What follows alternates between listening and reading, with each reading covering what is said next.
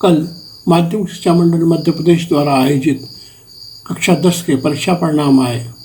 इसमें 15 विद्यार्थी 100 में से 100 अंक लाए हैं। केंद्रीय शिक्षा मंडल भी इसी कक्षा की परीक्षा आयोजित करता है, परंतु केंद्रीय शिक्षा मंडल से उत्तीर्ण विद्यार्थी को प्रवेश में और उसके बाद नौकरी में वरीयता मिलती है, जबकि मध्य प्रदेश या अन्य राज्यों से उत्तीर्ण विद्यार्थी उतने बेहतर नहीं समझे जाते जितने केंद्रीय शिक्षा बोर्ड से उत्तीर्ण विद्यार्थी। पाठ्यक्रम लगभग एक समान है, फिर भी आगे की प्रवेश और नौकरी में भेदभाव होता है। ये भेदभाव क्यों, एक सवाल है।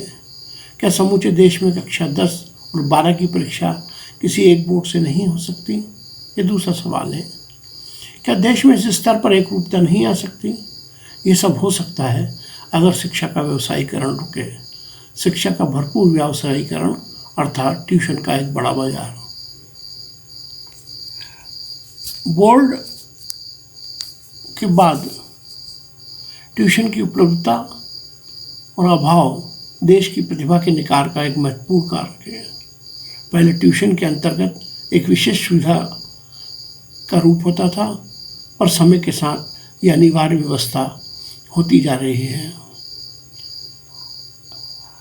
बच्चों को ट्यूशन भेजने में अब पारिवारिक पृष्ठभूमि का कोई विशेष महत्व नहीं रह गया है। पहले संपन्न परिवार के बच्चे ट्यूशन में जाते थे, मगर अब स्थिति में परिवर्तन आ गया है।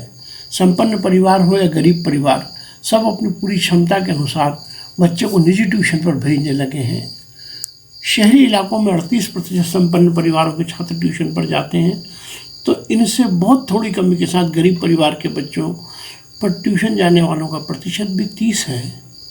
इस तरह ग्रामीण क्षेत्रों में जहाँ संपन्न परिवार के 25% बच्चे ट्यूशन पर जाते हैं, वहीं गरीब परिवारों के 17% बच्चे ट्यूशन का सहारा लिए हुए हैं। ये अलग बात है, संपन्न परिवार के बच्चे कथित तौर पर ज़्यादा अच्छे ट्यूटर के पास ट्यूशन लेने जाते हैं, और गरीब परिवार के बच्चे शायद थोड़े कम अच्छे ट्यूटर के पास। देश में एक बड़ी विसंगति है।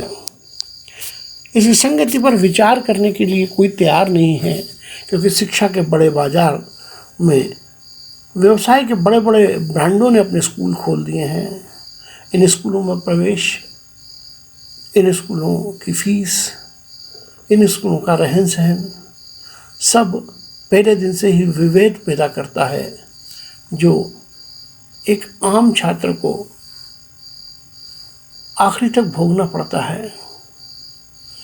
एक समान पाठ्यक्रम, एक समान परीक्षा, फिर एक छात्र उत्तम और एक छात्र फिसड्डी क्यों? बड़े प्रश्न हैं देश के सामने।